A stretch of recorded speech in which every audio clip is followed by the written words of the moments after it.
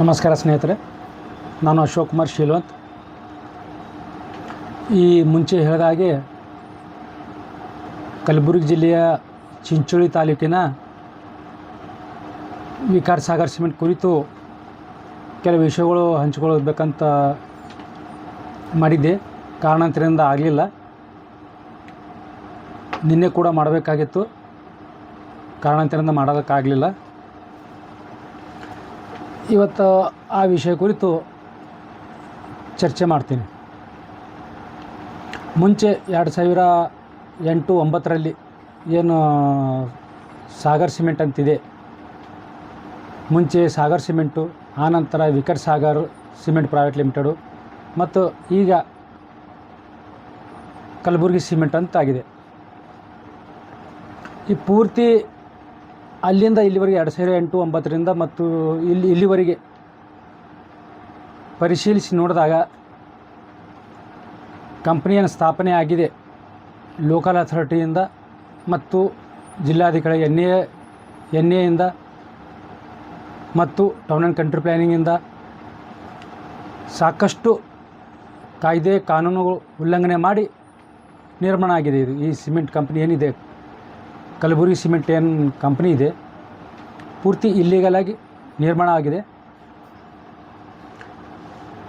ಕರ್ನಾಟಕ ಗ್ರಾಮ ಸ್ವರಾಜ್ ಮತ್ತು ಪಂಚಾಯತ್ ರಾಜ್ ಅಧಿನಿಯಮ 1993 ಸೆಕ್ಷನ್ 64, 66 ಉಲ್ಲಂಘನೆ ಆಗಿದೆ. 64 ಅಂದರೆ ಸ್ಥಳೀಯ ಪ್ರಾಧಿಕಾರ ಅಂದರೆ ಗ್ರಾಮ ಪಂಚಾಯತಿಯಿಂದ ಪರವಾನಗಿ ಪಡಿಬೇಕಾಗಿತ್ತು. ತನ್ನ ಕಟ್ಟಡ ಪರವಾನಗಿ, ಯಂತ್ರೋಪಸ್ಥಾಪನೆ ಪರವಾನಗಿ, ಬಹುಮಹಡಿ ಕಟ್ಟಡಗಳು ಮತ್ತು ವಿದ್ಯುತ್ ಸ್ಥಾಪನೆ ಪರವಾನಗಿ, ಇನ್ನಿತರ ಘಟಕಗಳು ಏನಾದರೂ ಸ್ಥಾಪನೆ ಮಾಡಬೇಕಾದ್ರೆ ಪರವಾನಗಿ ಪಡಿಬೇಕಾಗಿತ್ತು. ಮತ್ತು ಸೆಕ್ಷನ್ 66 ಏನು ಹೇಳ್ತಪ್ಪ ಅಂದರೆ, ಯಾವುದೇ ಯಂತ್ರೋಪಕರಣ ಸ್ಥಾಪನೆ ಮಾಡಬೇಕಾದ್ರೆ ಸ್ಥಳೀಯ ಪ್ರಾಧಿಕಾರದಿಂದ ಪರವಾನಗಿ ಪಡಿಬೇಕು. ಅದು ಕೂಡ ಪಡೆದಿರೋದಿಲ್ಲ. ಸೆಕ್ಷನ್ 64 ಮತ್ತು 64 ಎರಡೂ ವೈಲೇಷನ್ ಆಗಿದೆ. ಮತ್ತು 199, 200, 201, 202, 203 ಇವು ಕೂಡ ವೈಲೇಷನ್ ಆಗಿದೆ. ಇವು ಟ್ಯಾಕ್ಸ್ ಬಗ್ಗೆ ಹೇಳ್ತವೆ ಸ್ನೇಹಿತರೆ. ಇವೆಲ್ಲ ಸೆಕ್ಷನ್ಗಳು ಟ್ಯಾಕ್ಸ್ ಬಗ್ಗೆ, ಯಾವ ರೀತಿ ಟ್ಯಾಕ್ಸ್ ಫಿಕ್ಸ್ ಮಾಡ್ಬೇಕಂತ. ಯಾವೊಬ್ಬ ಅಧಿಕಾರಿಯಲ್ಲಿ ಬೆಂಗಳೂರಿಂದ ಬರ್ತಾನೆ, ಟ್ಯಾಕ್ಸ್ ಫಿಕ್ಸ್ ಮಾಡ್ತಾನೆ, ಅಲ್ಲಿ ಏನು ಕಂಪ್ನಿ ತೋತಾನೆ ಮತ್ತು ಹೋಗ್ಬಿಡ್ತಾನೆ. ಅವರಿಗೆ ಯಾವುದೇ ಅಧಿಕಾರಿ ಇಲ್ಲ. ಪಂಚಾಯತಿಯಲ್ಲಿ ಹಸ್ತಕ್ಷೇಪ ಮಾಡೋಕ್ಕೆ ಯಾವುದೂ ಅಧಿಕಾರಿ ಇಲ್ಲ. ವೈಜ್ಞಾನಿಕವಾಗಿ ತೆರಿಗೆ ಪರಿಷ್ಕರಣೆ ಮಾಡಬೇಕಾಗಿತ್ತು ಮತ್ತು ವೈಜ್ಞಾನಿಕವಾಗಿ ತೆರಿಗೆ ವಸೂಲಿ ಮಾಡಬೇಕಾಗಿತ್ತು. ಅದು ಯಾವುದೂ ಮಾಡುವುದಿಲ್ಲ. ತಾಲೂಕು ಪಂಚಾಯತಿ ಮತ್ತು ಜಿಲ್ಲಾ ಪಂಚಾಯತಿ ಯಾವುದೂ ವೈಜ್ಞಾನಿಕವಾಗಿ ತೆರಿಗೆ ಪರಿಷ್ಕರಣೆ ಮಾಡಲಾರ್ದೆ ತೆರಿಗೆ ವಸೂಲಿ ಮಾಡ್ತಾಯಿದೆ. ಇತ್ತೀಚೆಗೆ ಸುಮಾರು ಅಂದರೆ 2019-20ರಲ್ಲಿ ಅಂದಿನಿಂದ ಕೇವಲ 35-37 ಲಕ್ಷ ಮಾತ್ರ ಪ್ರತಿ ವರ್ಷ ಆಸ್ತಿ ತೆರಿಗೆ ಕಲೆಕ್ಟ್ ಮಾಡ್ತಾಯಿದೆ ಗ್ರಾಮ ಪಂಚಾಯತಿ. ಮತ್ತು ವಿಥೌಟ್ ಎಣ್ಣೆಕ್ಕಿಂತ ಮುಂಚೆ ನಿರ್ಮಾಣ ಆಗಿದೆ.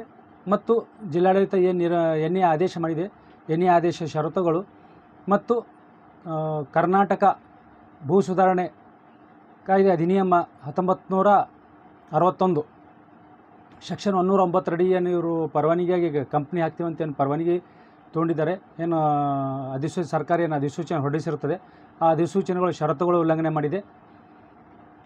ಮತ್ತು ಜಿಲ್ಲಾಧಿಕಾರಿಗಳು ಎಣ್ಣೆ ಆದೇಶ ಕರ್ನಾಟಕ ಭೂ ಕಂದಾಯ ಕಾಯ್ದೆ 1964 ಸೆಕ್ಷನ್ 95 ಉಲ್ಲಂಘನೆ ಆಗಿದೆ. ಹೀಗಾಗಿ ಅದು 96 ಅಡಿ ಕ್ರಮ ಕೈಗೊಳ್ಳಬೇಕು. ಮತ್ತು ಈ ಸಿಮೆಂಟ್ ಕಂಪ್ನಿ ಇದೆ ಒಡಿಲಾಕಿ ಏನು ಪ್ರಾವಿಷನ್ ಇದೆ, ಅದು ಭೂ ಕಂದಾಯ ಬಾಕಿ ಅಂತ ತಿಳ್ಕೊಂಡು ಆ ಕಂಪ್ನಿ ಒಡೆದು ಹಾಕಿ ಅವ್ರಿಂತ ಭೂ ಕಂದಾಯ ಅಂತ ಬಾಕಿ ಅವ್ರಿಂತ ವಸೂಲಿ ಮಾಡಿ ಕಂಪ್ನಿ ಮೇಲೆ ಕ್ರಮ ಕೈಗೊಳ್ಳಬೇಕು. ಮತ್ತು ನಗರ ಮತ್ತು ಗ್ರಾಮಾಂತರ ಯೋಜನೆ ಕಾಯ್ದೆ ಅಡಿಯಲ್ಲಿ ಏನು ತಾಂತ್ರಿಕ ಅನುಮೋದನೆ ಏನು ಪಡಿಬೇಕಾಗಿತ್ತು, ಅದು ಕೂಡ ಲೇಟಾಗಿ ಪಡೆದಿರುತ್ತದೆ. ಅಂದರೆ ಎಲ್ಲ ಕಟ್ಟಡ ನಿರ್ಮಾಣ ಆದ ನಂತರ ಪಡೆದಿರುತ್ತದೆ. ಹೀಗಾಗಿ ಯಾವುದೂ ಕಂಪನಿಯು ಪರವಾನಗಿ ಪಡೆದಿರೋದಿಲ್ಲ. ಮತ್ತು ಇದು ಎಣ್ಣೆ ಮಾಡ್ಕೋ ಸಲುವಾಗಿ ಏನು ಪ್ರಸ್ತಾವನೆ ಸಲ್ಲಿಸಿರ್ತಾರೆ ಮತ್ತು ಅದರ ಪ್ರಕಾರ ಏನು ಪಂಚಾಯತಿ ಒಂದು NOC ಕೇಳಿರ್ತಾರೆ ಜಿಲ್ಲಾಧಿಕಾರಿಗಳು. ಅದರ ಪ್ರಕಾರ ಅದ್ರ ಯಾವುದೇ ಫೀಸು ಸಂದಾಯ ಮಾಡಿರೋದಿಲ್ಲ. ಸಂದಾಯ ಮಾಡಿ ಕೊಡಬೇಕಾಗಿತ್ತು ಮತ್ತು ರೆಸಲ್ಯೂಷನ್ ಪಾಸ್ ಮಾಡಿ ಗ್ರಾಮದಲ್ಲಿ ವಿಚಾರಿಸಿ ಕೊಡಬೇಕಾಗಿತ್ತು. ಅದು ಯಾವುದೂ ಮಾಡಿರೋದಿಲ್ಲ. ಹೀಗಾಗಿ ಅನೇಕ ಕಂಪ್ನಿ ಬಿದ್ದಾಗಿನಿಂದ ಇಲ್ಲಿವರೆಗೂ ಅನೇಕ ಕಾಯ್ದೆ ಕಾನೂನು ನಿಯಮಗಳು ಕಂಪ್ನಿಯು ಉಲ್ಲಂಘನೆ ಮಾಡ್ತಾಯಿದೆ. ಮೇಲ್ನೋಟಕ್ಕೆ ಏನು ಕಂಡು ಬರ್ತದಪ್ಪ ಅಂದರೆ, ಇಲ್ಲಿವರೆಗೂ ನಾನು RTIನಲ್ಲಿ ಏನು ಅರ್ಜಿ ಸಲ್ಲಿಸಿದೆ ನಾನು ಅಲ್ಲಿಂದ ಇಲ್ಲಿವರೆಗೂ ಏನು ಕಂಡು ಬರ್ತದೆ ಅಂದರೆ, ನಾನು ಸುಮಾರು 2-3 ಬಾರಿ ನಾನು ಪಂಚಾಯತಿಗೆ ಅರ್ಜಿ ಹಾಕಿದ್ದೆ RTI ಅಡಿಯಲ್ಲಿ. ಅವೆಲ್ಲ ಕೆಲವು ಅಪೂರ್ಣವಾಗಿ ಕೊಟ್ಟಿದ್ದಾರೆ, ಆದರೆ ಇನ್ನುವರೆಗೂ ಯಾವುವು ಸಂಪೂರ್ಣವಾಗಿ ಕೊಟ್ಟಿರುವುದಿಲ್ಲ ಮತ್ತು ಯಾವುದು ಪರವಾನಗಿಗಳು ಪಡೆದಿರೋಲ್ಲ ಅಂತ ಕಂಡು ಬರ್ತದೆ ಇದು. ಹೀಗಾಗಿ ಅದು ಏನು ಕಂಪ್ನಿ ಇದೆ 2400 ಕೋಟಿ ಅಂತ ಏನಿದೆ ಮತ್ತು 1700-1800 ಎಕರೆ ಏನಿದೆ, ಸುಮಾರು 2000 ಎಕರೆ ನಿಯರ್ ಖರೀದಿ ಮಾಡಿದೆ ಮತ್ತು 2400 ಟೋಟಲ್ ಅಮೌಂಟ್ ಇದೆ ಬಂಡವಾಳ. ಮತ್ತು 450 ಜನರಿಗೆ ಡೈರೆಕ್ಟ್ ಉದ್ಯೋಗ ಕೊಡ್ತೀವಿ ಅಂತ ಹೇಳಿರ್ತಾರೆ, ಆದರೆ ಇದು ಯಾವುದೂ ಉದ್ಯೋಗ ಕೊಟ್ಟಿರೋದಿಲ್ಲ. ಅದು ಕಾರ್ಮಿಕ ಇಲಾಖೆ ಅದು ತಪಾಸಣೆ ಮಾಡಬೇಕು. ಅದು ಡೈರೆಕ್ಟಾಗಿ 450 ಜನರಿಗೆ ಕೊಟ್ಟಿದ್ದಾರೆ, ರೈತರ ಮಕ್ಕಳಿಗೆ ಕೊಟ್ಟಿದ್ದಾರೆ ಏನಿಲ್ಲ, ಮತ್ತು ಸ್ಥಳೀಯರಿಗೆ ನೌಕರಿ ಕೊಟ್ಟಿದ್ದಾರೆ ಏನಿಲ್ಲ, ಅದು ಕೂಡ ತನಿಖೆ ಆಗಬೇಕದು. ಈಗ ಒಟ್ಟಾರೆಯಾಗಿ ನೋಡೋದಾದರೆ ಕಲಬುರಗಿ ಸಿಮೆಂಟ್ ಏನಿದೆ ಎಲ್ಲ ವೈಲೇಷನ್ ಮಾಡಿದೆ, ಎಲ್ಲ ಕಾಯ್ದೆ ಕಾನೂನು ವೈಲೇಷನ್ ಮಾಡಿ ಕಂಪನಿ ನಿರ್ಮಾಣ ಮಾಡಿದೆ. ಮತ್ತು ಗಣಿಗಾರಿಕೆ ಕೂಡ ಅದು ಪರವಾನಗಿ ಪಡೆದಿರೋದು, NOC ಪಡೆದಿದೆಯಾ ಅಥವಾ ಪಡೆದಿರೋದಿಲ್ಲ, ಅದು ಕೂಡ ತಪಾಸಣೆ ಮಾಡಬೇಕು, ಅದು ಕೂಡ ವರದಿ ತರಿಸ್ಕೋಬೇಕು ಸರ್ಕಾರ. ಹೀಗಾಗಿ ಇಲ್ಲೆಲ್ಲ ಕಲಬುರಗಿ ಜಿಲ್ಲೆಯ ಎಲ್ಲ ಸಿಮೆಂಟ್ ಕಂಪನಿಗಳ ಥರನೇ ಈ ಕಲಬುರಗಿ ಸಿಮೆಂಟ್ ಕೂಡ ಎಲ್ಲ ಕಾಯ್ದೆ ಕಾನೂನುಗಳು ಉಲ್ಲಂಘನೆ ಮಾಡಿದೆ. ಹೀಗಾಗಿ ಒಟ್ಟಾರೆಯಾಗಿ ನೋಡುವುದಾದರೆ ಎಲ್ಲ ಕಂಪ್ನಿ ಪೂರ್ತಿ ಇಲ್ಲೀಗಲ್ ಆಗಿದೆ. ವಾರ್ಷಿಕ ಕೇವಲ 37 ಲಕ್ಷ ಮಾತ್ರ ಪಡಿತಾ ಇದ್ದಾರೆ ಆಸ್ತಿ ತೆರಿಗೆ. ಮತ್ತು ಇದೇ ಮಡಿಕೇರಿಯಲ್ಲಿರುವ ಇಬ್ನಿ ಸ್ಪಾ ರೆಸಾರ್ಟ್ ಕಂಪ್ನಿ ಅಂತಿದೆ. ಅಲ್ಲಿ 27 ಅಥವಾ 30 ಕೋಟಿದು ಒಂದು ಪ್ರಾಜೆಕ್ಟ್ ಇದೆ, ಇಬ್ನಿ ಸ್ಪಾ ರೆಸಾರ್ಟ್ ಕಂಪ್ನಿ ಅಂತ. ಅದು ಎಣ್ಣೆ ಇಲ್ಲದೆ ಕಟ್ಟಡ ನಿರ್ಮಾಣ ಮಾಡಿದೆ. ಹೀಗಾಗಿ CAG ಏನು ಆಡಿಟರ್ ಆಫ್ ಜನರಲ್ ಏನಿದ್ದಾರೆ ಅದಕ್ಕೆ 90 ಕೋಟಿಯಷ್ಟು ದಂಡ ವಿಧಿಸಿದ್ದಾರೆ. 90 ಮತ್ತು ಇನ್ನಿತರ ಎಲ್ಲ ಸೇರಿಸಿ 100 ಕೋಟಿವರೆಗೆ ದಂಡ ವಿಧಿಸಿದ್ದಾರೆ. ಆ ದಂಡ ವಸೂಲಿಗಾಗಿ ನಡೀತಾ ಇದೆ, ಕ್ರಮ ಕೈಗೊಳ್ಬೇಕಂತ ತಿಳ್ಕೊಂಡು ಅಲ್ಲೆಲ್ಲ ಪಂಚಾಯತಿದವರು ಹೋರಾಟ ಮಾಡ್ತಾಯಿದ್ದಾರೆ. ಹಾಗಾಗಿ ಇಲ್ಲಿ ಕೂಡ 2400 ಏನು ಟೋಟಲ್ ಅಮೌಂಟ್ ಇದೆ, ಬಂಡವಾಳ ಇದೆ. ಇವು ಕಾಯ್ದೆ ಕಾನೂನು ಉಲ್ಲಂಘನೆ ಮಾಡಿರೋದ್ರಿಂದ ವಿಥೌಟ್ ಎಣ್ಣೆ ಅಂದರೆ ಎಣ್ಣೆಕ್ಕಿಂತ ಮುಂಚೆ ಕಟ್ಟಡ ನಿರ್ಮಾಣ ಮಾಡಿರೋದ್ರಿಂದ ಅದು ಕೂಡ 2400 ಅಂದರೆ ಅದರ 2-3 ಪಟ್ಟು ದಂಡ ವಿಧಿಸಬೇಕು. 2400 ಅಂದರೆ 6-7-8 ಸಾವಿರ ಕೋಟಿ ಆಗ್ತದೆ. ಅದು ಕೂಡ ಸುಮಾರು 7-8 ಸಾವಿರ ಕೋಟಿ ದಂಡ ವಸೂಲಿ ಮಾಡಬೇಕು. ಮತ್ತು ಇದೇ ದೇವನಹಳ್ಳಿಯ ಅಂತಾರಾಷ್ಟ್ರೀಯ ವಿಮಾನ ನಿಲ್ದಾಣ ಏನಿದೆ, ಕೆಂಪೇಗೌಡ ಅಂತಾರಾಷ್ಟ್ರೀಯ ವಿಮಾನ ನಿಲ್ದಾಣ, ಅಲ್ಲಿ ಅಣ್ಣೇಶ್ವರ ಗ್ರಾಮ ಪಂಚಾಯತ್ ಅಂತಿದೆ. ಅದು ಏರ್ಪೋರ್ಟು ಸುಮಾರು 2-2.5 ಸಾವಿರ ಎಕರೆ ಭೂಮಿ ಹೊಂದಿದೆ. ಹೀಗಾಗಿ ಅವರು ಸುಮಾರು ವಾರ್ಷಿಕ 12 ಕೋಟಿ ಆಸ್ತಿ ತೆರಿಗೆ ಪಾವತಿ ಮಾಡ್ತಾಯಿದ್ದಾರೆ. ಅದರಲ್ಲಿ 12 ಕೋಟಿ ಆಗಲಿಕ್ಕಿರೋ ಪರವಾಗಿಲ್ಲ, ಅದು ಸುಮಾರು ಅರ್ಧದಷ್ಟಾದರೂ 6-7-8 ಕೋಟಿ ತೆರಿಗೆ ವಸೂಲಿ ಮಾಡಬೇಕಾಗಿತ್ತು. ಇದು ಯಾವಾಗ ಸಾಧ್ಯವಾಗ್ತದಪ್ಪ ಅಂದರೆ ವೈಜ್ಞಾನಿಕವಾಗಿ ಆಸ್ತಿ ತೆರಿಗೆ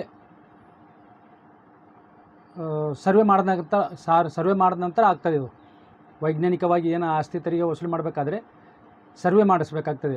ಇವೆಲ್ಲ ಕರ್ನಾಟಕ ಗ್ರಾಮ ಸ್ವರಾಜ್ ಮತ್ತು ಪಂಚಾಯತ್ ರಾಜ್ ಅಧಿನಿಯಮ 1990 ಅಡಿ ಬರ್ತದೆ. ಇದು 199, 200, 201, 202, 203 ಪಂಚಾಯತಿನಲ್ಲಿ ಮೀಟಿಂಗ್ ಕರಿಬೇಕಾಗ್ತದೆ. ಪಂಚಾಯತಿಯಲ್ಲಿ ಮೀಟಿಂಗ್ ಕರೆದು ಏಜೆನ್ಸಿ ಟೆಂಡರ್ ಕರಿಬೇಕಾಗ್ತದೆ.